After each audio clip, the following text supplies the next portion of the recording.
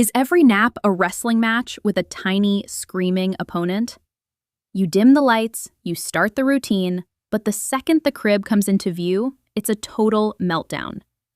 You are trapped in a soul-crushing cycle of short, crummy naps that leaves you with a cranky, exhausted baby, and leaves you feeling like a worn-out, defeated parent.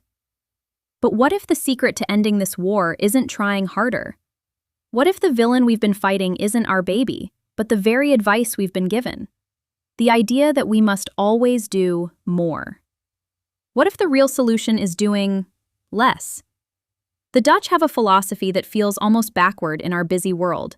Less is more. Their babies get significantly more sleep than American babies, and it has nothing to do with magic. It's a science-backed method that calms a baby's entire nervous system.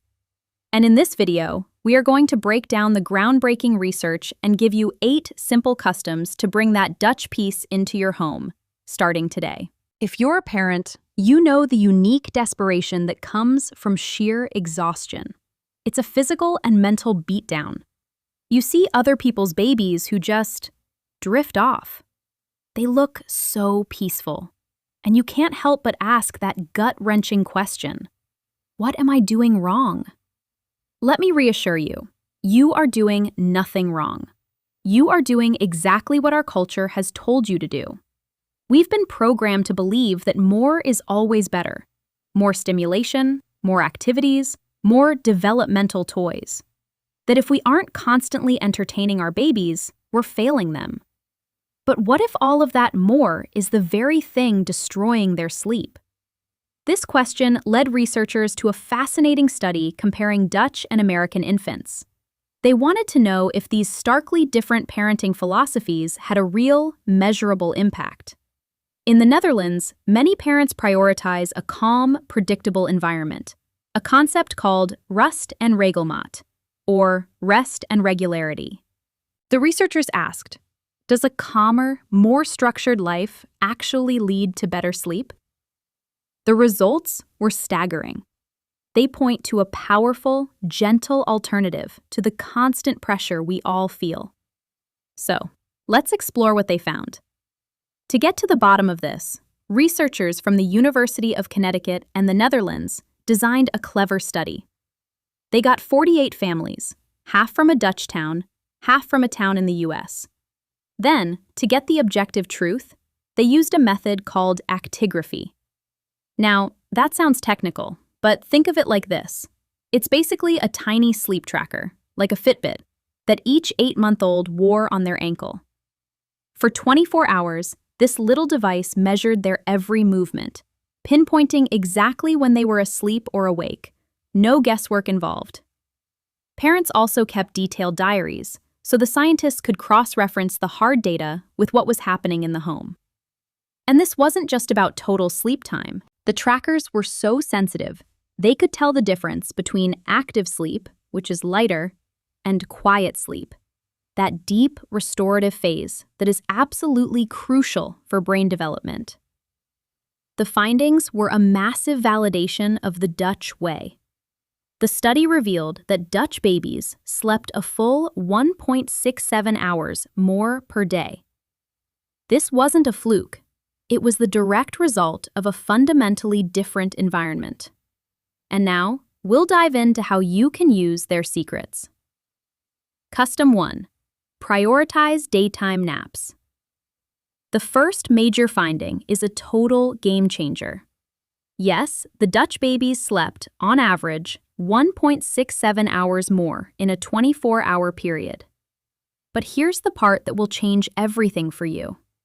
That huge difference came almost entirely from longer and more frequent daytime naps. Nighttime sleep was pretty similar. The real victory was happening during the day. This is so powerful. We focus all our energy on stretching out nighttime sleep. But the Dutch approach shows the real key is prioritizing daytime sleep. The battle for a good night's rest is won during the day. A baby who gets good naps is less likely to become overtired. Overtiredness is the enemy. It floods their little system with stress hormones like cortisol, making it physically harder for them to fall asleep and stay asleep. This flips so much common advice on its head. It's not about fighting for more sleep when everyone is already at their breaking point at 10 p.m. It's about building a foundation of rest all day long. Custom 2. Adopt the 3 R's. So, how do they do it? It's not a complicated program. It's a century-old cultural philosophy known as the 3 R's: Rust, Reinheit, and Regelmacht. This translates to rest, cleanliness, and regularity. While cleanliness is about general hygiene, the magic for sleep is in rust and Regelmacht. Rest, rest, is the principle that babies need downtime. It's a deep cultural understanding that a baby's developing nervous system can easily get overwhelmed. Quiet isn't boring. It's a biological necessity for growth. This means creating a low-stimulation world. No constant noise, bright lights, or chaotic activity. Then you have Regelmacht, regularity, which is the foundation. This is about creating a predictable rhythm. Eat, play, sleep, repeat. It's not a strict, by-the-clock schedule, but a consistent pattern the baby learns to anticipate. This predictability is like a safety blanket for their nervous system. When a baby knows what's coming next, they can relax, making the transition to sleep so much easier.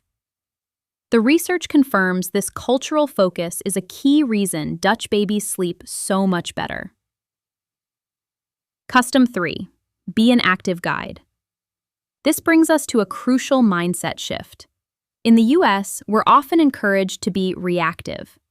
We watch our baby, wait for their cues, and try to build a schedule around their chaos. But Dutch parents are more likely to be an active guide from the very beginning. They don't wait for a schedule to emerge. They gently and consistently guide their baby toward one. This is incredibly empowering. It reframes you, the parent, not as a passive observer, but as a confident leader creating a structure that helps everyone. One Dutch mother in a study explained that even if her baby didn't seem to like a particular nap, it was necessary to prevent her from becoming overtired later. This proactive mindset sees a schedule not as a cage, but as a loving, supportive framework that prevents the very meltdowns that drive us crazy. And it honors your needs too, giving you predictable downtime to be a more rested, present parent. Custom 4. Reduce active arousal. A huge piece of the puzzle is consciously reducing sensory input. The modern world is a fire hose of stimulation. TVs, tablets, toys that light up and sing. We're told it's enrichment, but for a new nervous system, it's just chaos. Researchers call this active arousal. The baby is awake, but agitated and overwhelmed. Dutch parents intuitively limit this. They're more likely to use simple, open-ended toys and let their babies just hang out in a playpen, observing the world. This creates quiet arousal, a state where the baby is calm, attentive, and engaged, but not overwhelmed. Think of it this way. Active arousal is like trying to drink from a fire hose. Quiet arousal is like sipping from a calm stream. Creating a low-stimulation sanctuary means turning off the TV, putting away the noisy electronics, and limiting chaotic outings. You will be amazed at how your baby's contentment blossoms when they aren't constantly bombarded. Custom 5. Keep it short. The research uncovered another critical data point. Dutch infants had significantly shorter, longest wake episodes than US infants. Put simply, Dutch parents don't let their babies stay awake for too long. This is a direct attack on the biggest enemy of sleep: overtiredness. When a baby is awake too long, their body produces the stress hormone cortisol to keep them going. This creates that nightmare paradox where a baby is both wired and tired, desperately needing sleep, but biologically unable to wind down. This is the root cause of so many nap fights. Keeping wake windows short prevents the baby from ever reaching that point. For a newborn, it might be 60 to 90 minutes. For an older infant, a few hours. The key is to watch the baby, not the clock, for early tired signs.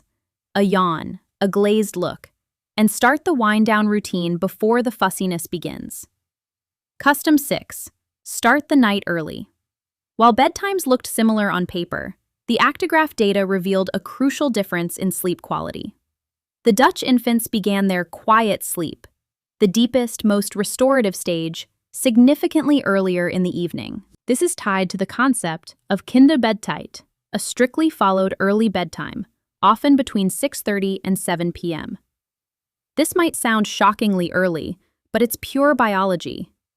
A baby's natural body clock is often set for an early bedtime. Pushing it later often backfires, causing a second wind, a surge of cortisol that makes them seem wide awake when they are actually exhausted. By following an early, consistent bedtime, Dutch parents work with their child's natural rhythm, not against it. This lets them sink into that high-quality, deep sleep when their bodies are most ready, and it gives you your evening back. Custom 7. Boost quiet sleep for brain growth. Here's the deep science of why this all matters so much. Infant sleep is split into two main types: active sleep and quiet sleep. The research found that Dutch babies spent more time in that deeply restorative quiet sleep. This is huge. Quiet sleep is the powerhouse of development. It's where the brain does its most important work. To put it in a metaphor, active sleep is like the brain's office manager, sorting the day's files. But quiet sleep is when the construction crew comes in to literally build a bigger, better brain. Connections between brain cells are strengthened, memories are locked in, and human growth hormone is released. The fact that the Dutch approach leads to more quiet sleep means it creates the optimal conditions for brain development. This isn't just about getting more sleep. It's about getting more of the right kind of sleep. Custom 8. Utilize fresh air. Finally, a memorable pro tip from Dutch culture: letting babies nap outdoors. It's common in the Netherlands to see strollers parked outside homes or cafes with babies sleeping peacefully, even in cool weather. It might seem strange, but it's seen as a healthy way for a child to get fresh air, which is believed to support better rest. The gentle sounds of the outdoors can be naturally soothing. For a parent struggling with a baby who only contact naps, a supervised stroller nap on the porch could be a surprising breakthrough. It's simple, low-tech, and rooted in the belief that children thrive on the basics: rest, regularity, and a connection to the natural world. The secret to ending the naptime war isn't more gadgets or complicated rules. It's about embracing the simple Dutch philosophy of less is more. By prioritizing rest and building a predictable rhythm into your day, you create a calm foundation for sleep that will last a lifetime. You can do this. You've got this. Like and subscribe for more tips.